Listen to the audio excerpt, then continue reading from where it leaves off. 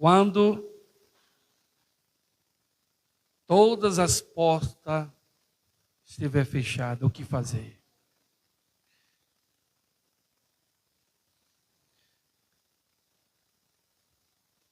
Oh, glória. Eu tenho que falar aqui sobre o poder da semente. Amém? E nós vamos ver aqui o poder da semente.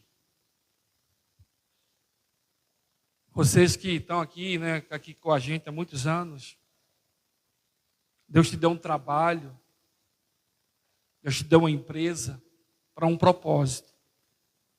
Amém? E alguns ainda têm dificuldade de dizimar e de ser um ofertante. Eu sempre falado que esse local aqui está aberto pelo milagre. Amém? Que é algo da parte, faz você primeiro, dá a você. Enquanto você endurecer o coração, você não vai desfrutar do melhor de Deus. O que fazer quando as portas está tudo fechada? O que fazer? Aqui tem um texto de 1 Samuel, que aqui ele leu o versículo 5, que diz assim: Mas a Ana dava uma porção dupla, porque amava, apesar de o Senhor tê-la deixado estéril. Olha só. O Senhor deixou estéril.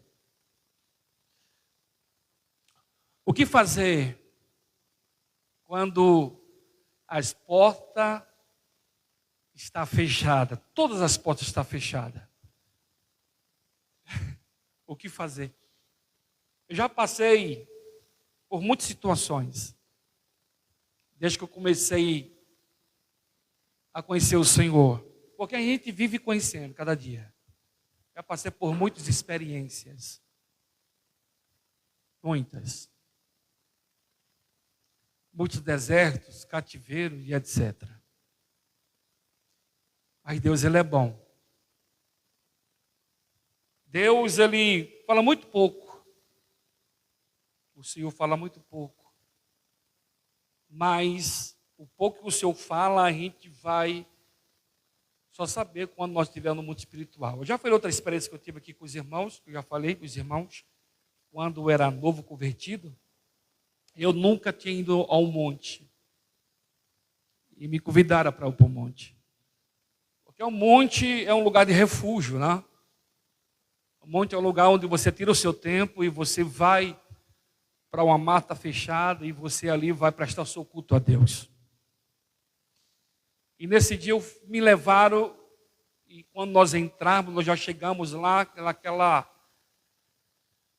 naquele clima de poder, que já tinha muita gente orando lá.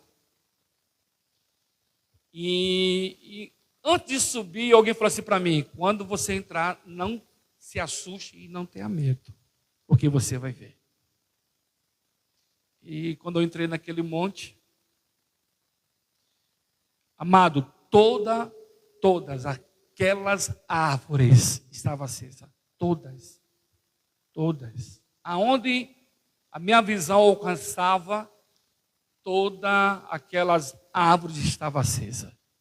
Olhava para o chão, tudo aceso. Eu fiquei alguns minutos, confesso a vocês, olhando para aquela grandeza, aquela visão. E aquele moço falava assim para mim: vai orar. Ora. Eu falei assim: como que eu vou orar vendo isso aqui? Essa coisa linda. E quando nós lemos aqui o texto de 1 Samuel, aquele que é leitor, a carta começa falando sobre o homem de Ramã. Interessante aqui que vai falar sobre uma família sacerdotal. E o sacerdócio foi passado de pai para filhos. E aqui vai falar sobre Alcana, que era filho de Jorão, neto de Eliú e bisneto de Tou.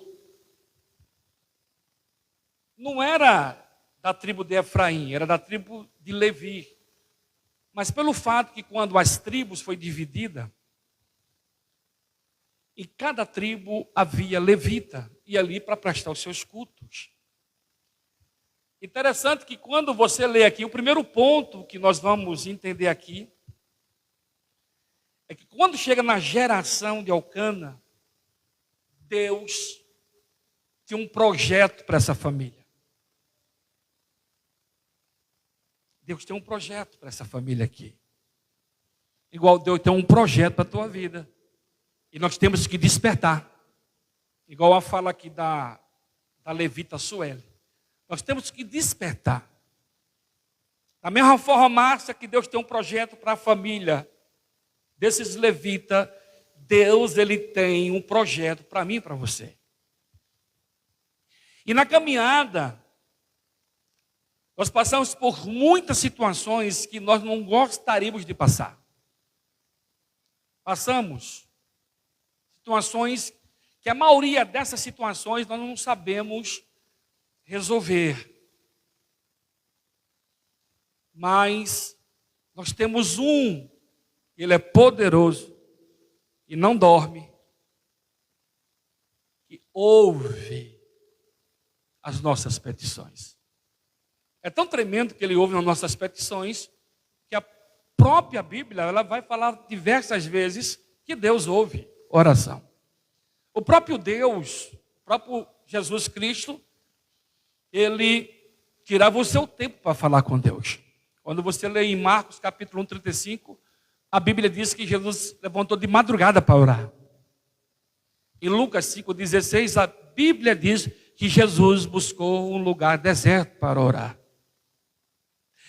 Em Lucas 22, a Bíblia diz, no versículo 39, a Bíblia diz que Jesus estava no Monte das Oliveiras orando. E o Lucas é o outro autor que fala da experiência que o sangue de Jesus o suor se tornou em gota de sangue.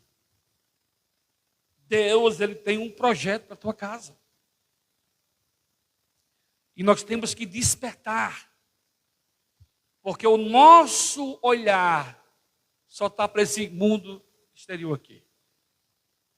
A nossa vida só está olhando para essas coisas dessa vida. E é um perigo quando eu e você só olham para as coisas dessa vida. Quando nós insistimos em olhar para as coisas só dessa vida, você sabe o que vai acontecer? A primeira coisa que acontece é que ficamos cegos. Ficamos cegos e não conseguimos deslumbrar a glória de Deus. E cada tempo que nós olhamos para esse tempo, para essa vida que nós vivemos aqui, muitas vezes ficamos deslumbrados e muitas vezes ficamos decepcionados, porque os nossos olhos só estão para essas coisas aqui. E quando nós olhamos só para essas coisas aqui, do dia a dia, nós ficamos limitados, porque nós somos limitados. E quando você olha para essa carta de 1 Samuel, nós vamos aprender o poder de uma mãe orando. Aqui é um exemplo muito claro, né? O poder da oração. É algo que nós abrimos mãos. Nós abrimos mãos. E o profeta aqui, ele começa a falar sobre essa família aqui. E a Bíblia diz que ele era casado com 2 mulheres. E uma dessas mulheres era Ana. E quando você vai ler o texto, a Bíblia diz agora que ele subia. Todo ano essa família subia para adorar o Senhor. Subia para onde? Para adorar o Senhor. Subia para o templo. Para adorar o Senhor, porque era tempo de sacrifício ainda, ele subia para levar o sacrifício e adorar o Senhor. Todo ano ele estava lá. E todo ano que tinha essa oportunidade de estar lá, sacrificando, Ana estava lá, sacrificando. E foi o primeiro ano, segundo ano, terceiro ano. Você sabe que algo tremendo na vida dessa mulher aqui, que ela não abre mão da oração. E não abre mão de Deus. Nenhum momento você vai ver ela abrindo mão, nem de Deus e nem da oração. A situação que ela estava era de vergonha, dentro do marido e diante ali da comunidade. Mas ela não abriu mão de Deus. E ela não abriu mão da oração. Eu vou repetir. Nós temos abrido mão da oração, desse propósito de estar com Deus. Eu convivo com vocês, vocês convivem comigo. E tem algo que a Bíblia é clara, lá no livro de Mateus capítulo 15, no versículo acho que 16, que Jesus fala assim: conhecereis pelos frutos. Pelos frutos conhecereis. Ele fala assim: olha, acatelar os falsos profetas que vêm a vós, como ovelhas, mas são lobos devoradores. E alguém perguntou: como que nós vamos conhecer? Pelos frutos. Pelos frutos nós conhecemos. Porque a partir do momento que nós temos nossa vida no altar de oração, é visível aqueles que oram. Eu quero falar aqui sobre também, para nós restaurarmos. A primeira coisa para que essas portas, ela se abra para nós aqui na comunidade Efraim. É necessário nós reparar o altar. Amém? Reparar o altar. O altar que foi abandonado. O altar que está lá abandonado. Está precisando de uma reforma. Igual ele escreveu o livro dele, lá no livro de Êxodo, capítulo 8, versículo 23, que ele vai falar sobre isso. Quando lê ali, expõe as escrituras para o povo, a Bíblia diz que o povo chora, se arrepende. Nós precisamos reparar o altar. Foi a primeira coisa que o profeta Elias, quando ele desce do Monte Carmelo, que ele agora vai para o confronto com os profetas de Baal e de Azera, o profeta Elias, ele vai restaurar. A primeira coisa que ele observa era que o altar estava quebrado. Que o altar simbolizava o povo. O desleixo do povo. Paulo ele fala que o altar somos nós. Em 1 Coríntios 3,16, a Bíblia diz que nós somos o templo do Espírito Santo. E nós precisamos urgentemente reparar o altar.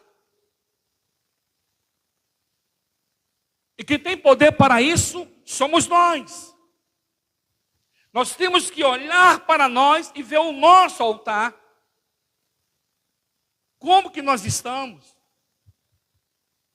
Você vai ver que em nenhum momento essa mulher, ela abre mão de Deus e da oração.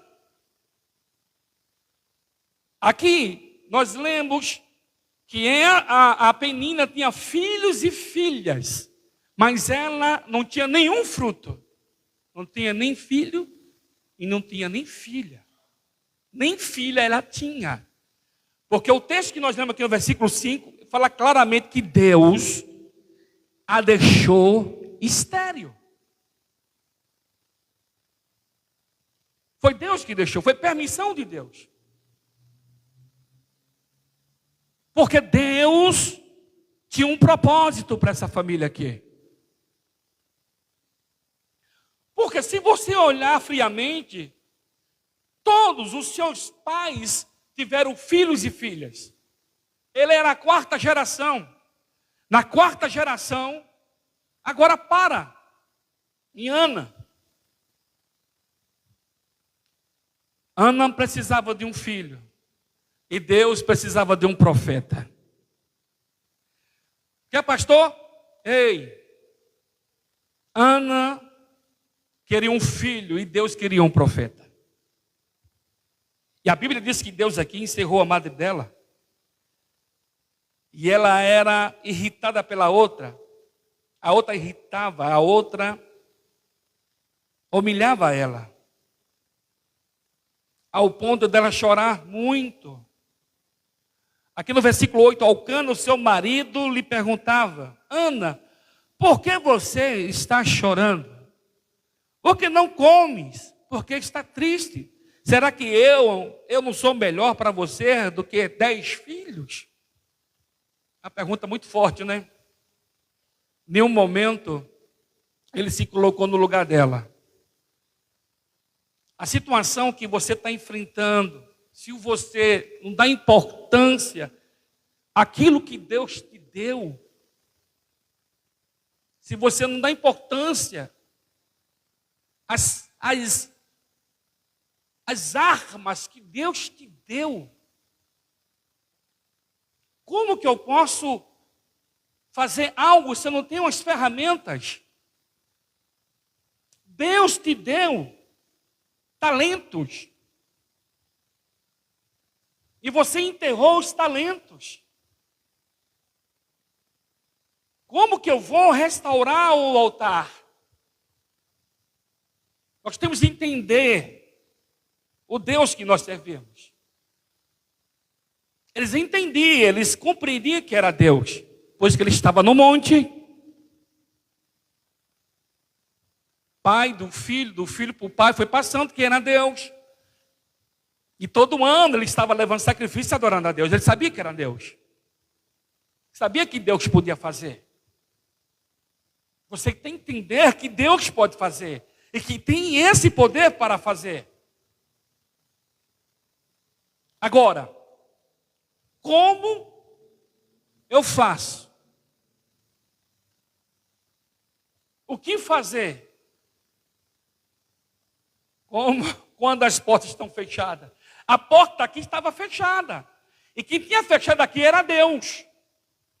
A Bíblia diz que Deus fechou a amado de Ana. Porque Deus tem um propósito. Tem hora que nós indagamos. Por quê? Por quê?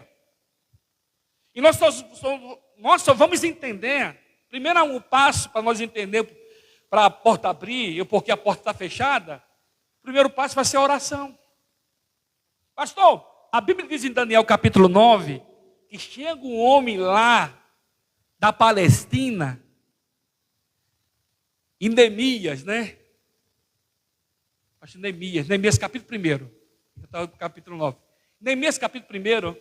Quando chega alguém de lá, a Bíblia diz que Neemias, ele pergunta para aquele irmão, como que está os exilados lá? Como que está a cidade? A situação que ela se encontra. E aquele homem fala para Neemias, tudo destruído. Está como desde o princípio que destruiu. As portas fendidas. Os muros caídos. Tudo em ruína. E quando o homem passa para Neemias o estado da situação, a Bíblia diz que ele vai chorar. E chora muito. Porque a cidade estava destruída. Naquele momento as portas estavam fechadas. Como reconstruir de novo? Como se levantar de novo? Essa situação que nós estamos encarando aqui. Porque nós temos um ministério que Deus nos deu. E Deus confiou nas suas mãos. Neemias era um copeiro. Todo dia estava na presença do rei. E esse homem chega de lá e fala a situação que estava naquele lugar. Ana aqui, ela expunha para Deus a situação que ela se encontrava, que ela estava sofrendo muito. Neemias, ele vai orar. Ana estava orando. Aí em Daniel capítulo 9 também. E quando Daniel, ele faz aquela retratação, que Daniel vai orar. Porque quando Daniel estava lendo o livro, as escrituras lá, Daniel entendeu que o cativo já estava acabando, que era os 70 anos. E Daniel, ele se propôs a orar, a se humilhar, a jejuar, para entender o que Deus ia fazer de Jerusalém. Entende? Nós precisamos entrar nesse mundo espiritual. Porque as armas que Deus nos deu é poderosa. Paulo falou isso em 2 Coríntios, capítulo 10, versículo 4. As armas que eu tenho, elas são poderosas para a destruição das fortalezas. E Deus nos deu essa autoridade para que nós possamos entrar nesse mundo espiritual. E tudo é espiritual. Uma vez eu falei para o Rogério, tudo é espiritual. Pastor, nem tudo. Tudo é espiritual. Tudo manifesta aqui. E vai refletir aqui no mundo natural. Pastor, ouça. Você vai entrar aqui e vai manifestar aqui, no visível. Aquilo que é invisível. Quando você entra na guerra, no joelho, vai se refletir no mundo natural. E para nós, amado, entrar nessa porta que está fechada, é necessário nós estarmos dispostos a bater na porta e dispostos a esperar. Ana, ela ficou muito tempo aqui. Diz o historiador judeu que ela ficou 25 anos nessa porta que está batendo. O povo dos judeus ficou 70 anos para a porta abrir de novo. Oh, glória! Davi esperou 13 anos para que a porta que Deus falou, queria colocar ele como rei. Davi esperou 13 anos. José esperou 13 anos para assumir uma posição que Deus falou que ele ia assumir a posição. Nós temos que buscar a Deus. E a forma de nós chegarmos a Deus é na oração. A Bíblia diz aqui, amado, que ela subia para prestar culto e ela descia destruída. Porque ano a ano passava e nada acontecia. Mas se chama a atenção dessa mulher aqui, que ela não abriu mão da oração. A oração ela tem que ser insistente. Perseverança. Então uma palavra muito tremenda que Paulo ele fala na carta de Efésios, capítulo 6, versículo 18. Que Paulo fala sobre essa oração constante que nós temos que ter. Eu acho muito tremendo, Efésios capítulo 6, 18. Que quando Paulo ele termina a carta dessa batalha espiritual, ele fala assim no versículo 18, diz assim: orai em todo tempo, orai em espírito, todas as ocasiões, com toda oração e súplica, tendo isso em mente, esteja atento e persevere na oração por todos os santos. Paulo ele fala aqui, orai no espírito em todo tempo, orai no espírito em toda a ocasião. Em toda a guerra que nós enfrentamos, de toda situação que nós vamos enfrentar, o desafio diário que nós estamos enfrentando. Qual o seu desafio hoje? Essa porta que não se abre, essa porta que está de bronze aí, o que fazer? Tem situação que eu e a pastor nós estamos enfrentando, que nós perguntamos a Deus, e a resposta que nós recebemos é... E cada vez que nós perguntamos, não há uma resposta, mas um silêncio.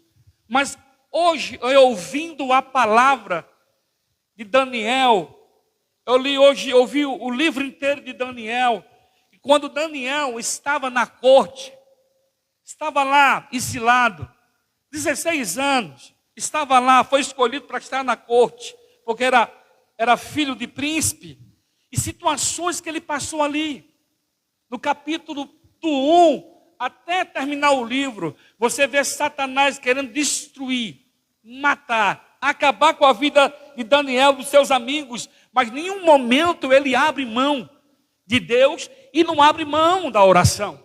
Ele sempre está orando. É tão óbvio que no livro de Daniel, capítulo 6, o versículo 10, a Bíblia diz que ele orava de contínuo. De contínuo. Ele orava, dependente se Deus ia fazer ou se não ia fazer.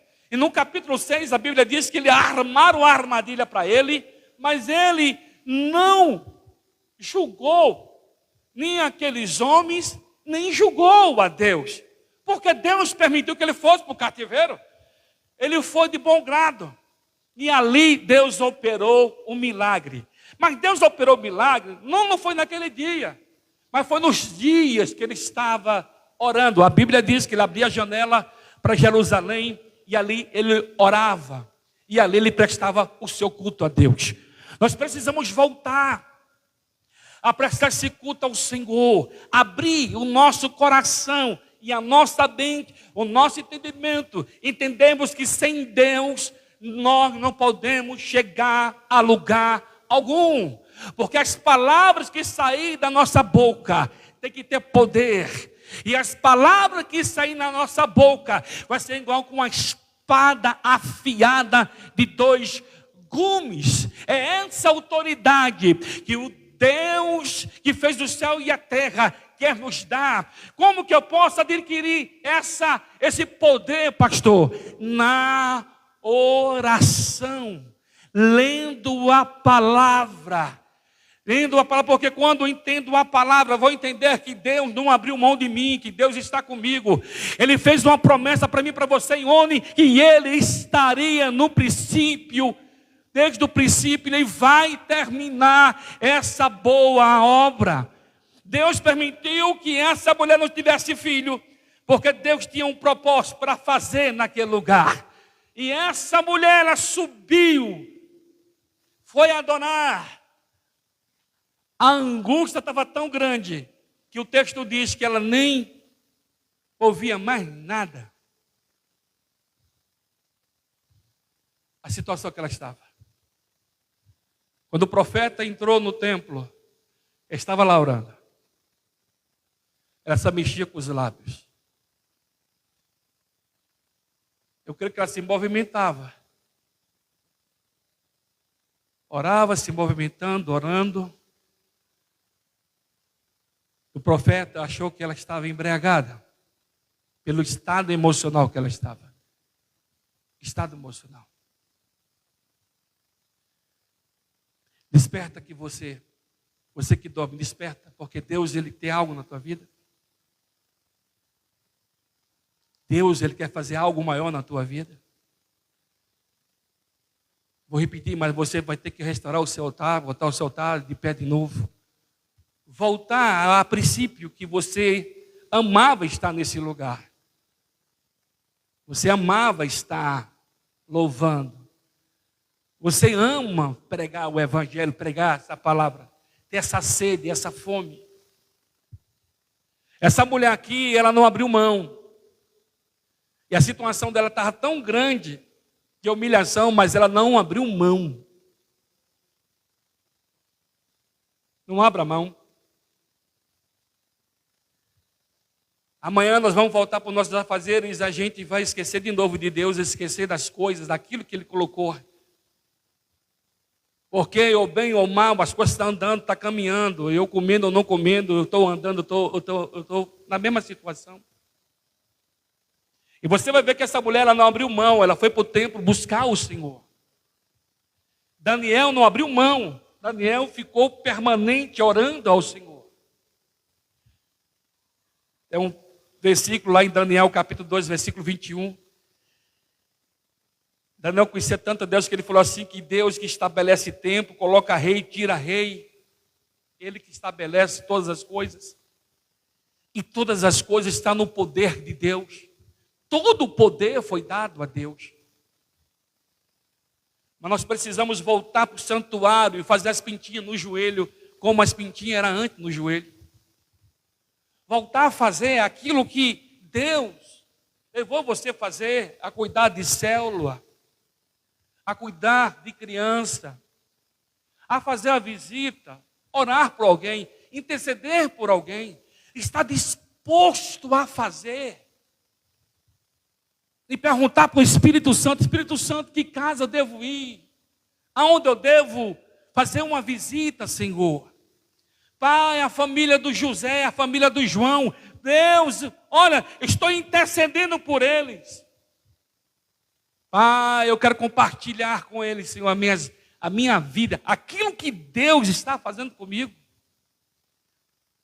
Essa situação. A Bíblia diz que quando ele agora vai ver o altar, está tudo destruído, ele restaura tudo, ele coloca tudo de pé, e a Bíblia diz que ele pega 12 pedras que simbolizava as tribos, porque no contexto dessa história, o povo que estava longe de Deus, eles abriram mão de Deus, a vida espiritual estava destruída.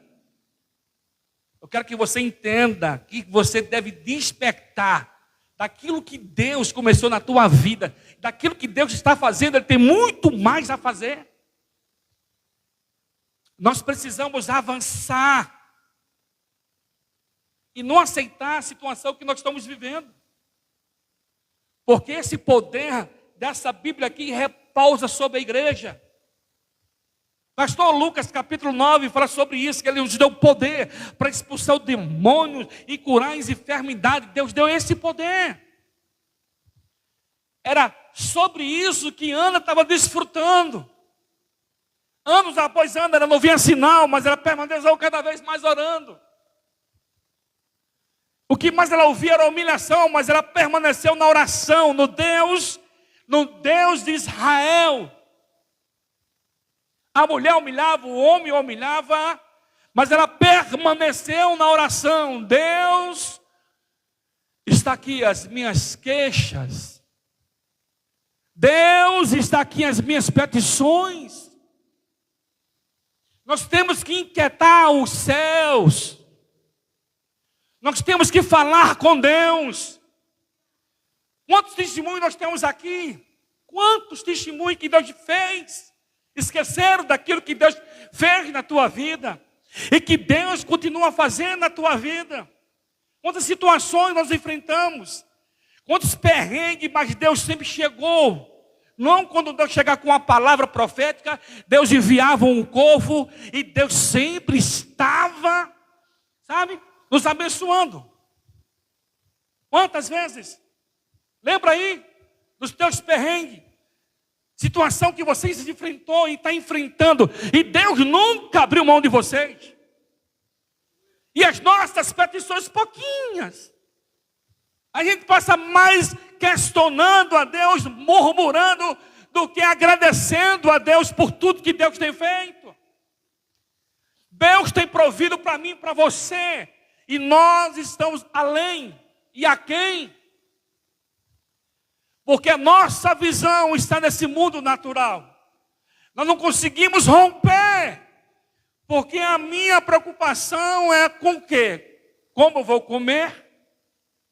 É igual lá em casa, né? Vai comer o que hoje? Tem o que para a noite? E para a tarde, a ser os meus filhos. Como é que é, pai? O que tem de bom aí? E assim nós estamos. A gente não consegue romper. Eu olho para essa igreja de Corinto, tem todos os dons. Deus deu os dons, Deus deu autoridade. E nós ficamos aqui, sabe, amarrados, olhando para a circunstância. Porque eu preciso ganhar mais dinheiro, porque eu preciso comprar esse carro, porque eu preciso melhorar minha casa, porque os nossos projetos é com agora, é com essas coisas volúveis, essas coisas perecíveis. E nós temos o mundo para ganhar, nós temos famílias para conquistar, nós temos gigantes, para que esse gigante caia por terra. Olhe para a tua vida. Deus te levantou, Deus te deu um nome, porque esse nome você não tinha, com que você era conhecido. Olha a situação onde você estava. Deus te limpou, colocou você de pé. Deus te deu um lar, Deus te deu um casamento, Deus te deu filhos. E Deus tem dado, tem dado, tem dado. E você quer mais, quer mais, quer mais. E na hora de compartilhar, na hora de semear, semear por quê? Não. Como dizer não aquilo que é óbvio? O Espírito Santo tem falado com você, tem ardido teu coração, e você tem endurecido o coração. Até quando vai endurecer o coração? Até quando sereis avarentos? O tempo é agora. O momento é agora. Não é amanhã. Amanhã não é amanhã. O amanhã não pode existir. O momento é agora. Deus te deu ferramentas. Eu lembro de uma parábola que o Senhor foi viajar e deu 5 talentos para um, e deu 2 talentos para o outro, e deu 1 talento para o outro. E o Senhor daquela terra foi viajar e foi embora. Passou um período, esse Senhor voltou. O Senhor da terra voltou e viu aqueles 3 homens. E ele perguntou para aquele que tinha 5: cadê o talento que eu te dei? Os 5? Ah, meu Senhor, agranjei mais 5. Servo bom, passa aí para cá. Você que tinha 2, o que você fez com o talento que eu te dei? 2, você me deu? Ganhei mais 2. Servo bom, entra pela porta. E chegou naquele lá que tinha 1 talento. Sabe o que ele fez? O Senhor perguntou: e aí? Enterrei. Como é que é? Enterrei com medo de me roubar. A Bíblia diz que o Senhor daquela terra amaldiçoou aquele que enterrou. Você quer? Deixa eu falar algo para você. Vou falar algo para você que Deus está falando aqui para mim. A partir de hoje, ouça só. Você quer? Vai ter que trabalhar. Não vai vir mais nada fácil. Vai ter que trabalhar. Aleluia. Vai ter que cortar lenha para a fogueira. Tem balde para carregar água. A Bíblia diz que aquela mulher, ela teve que dar o melhor dela. O melhor dela. Ou seja, ela deu o que não tinha ainda. Se você me der, eu darei para ti.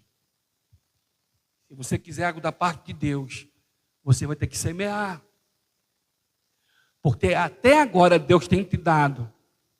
E você tem negado aquilo que Deus tem te dado. Você tem endurecido. Para que você quer, se você não semeia? Semente, que é semente quando Deus nos dá, é para um propósito. Toda semente que Deus nos dá é para um propósito. Pastor, pode perguntar para ele. A partir de hoje, ouça só. Quem planta, colhe. Quem não planta, não colhe. Você tem pedido algo a Deus que você não tem nem dado. Dê aquilo que o Senhor te pedir. Eu estou falando da sua vida. A sua vida. O seu ministério. Quem trouxe você até aqui foi aquilo que Deus te deu. Aquilo que Deus projetou para você. E aquilo que Deus projetou para você, Ele tem além. Tem uma vastidade de campos para você. Então, em nome de Jesus, levanta-te. E usa aquilo que Deus te deu. Porque as suas ferramentas, ela é poderosa na mão do Senhor. Interessante, eu olho atrás de vocês, eu vejo muitas árvores.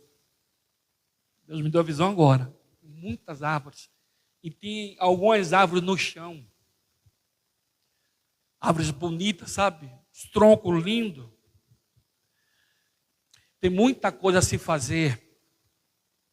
E aquele que estiver disposto a fazer, vai sair do natural e vai contemplar o espiritual. Faz tempo que você não contempla. Você vai começar a contemplar a bondade de Deus. Começar a compreender que sem Deus não tem como alcançar. Sem Ele não tem como a porta se abrir. Não tem que ir a Deus só na hora de pedir. Dá-me, Senhor. A Bíblia diz, amado, que Ana deu primeiro. Ana deu primeiro. E ela deu o melhor que ela tinha. Amém? Você põe em pé.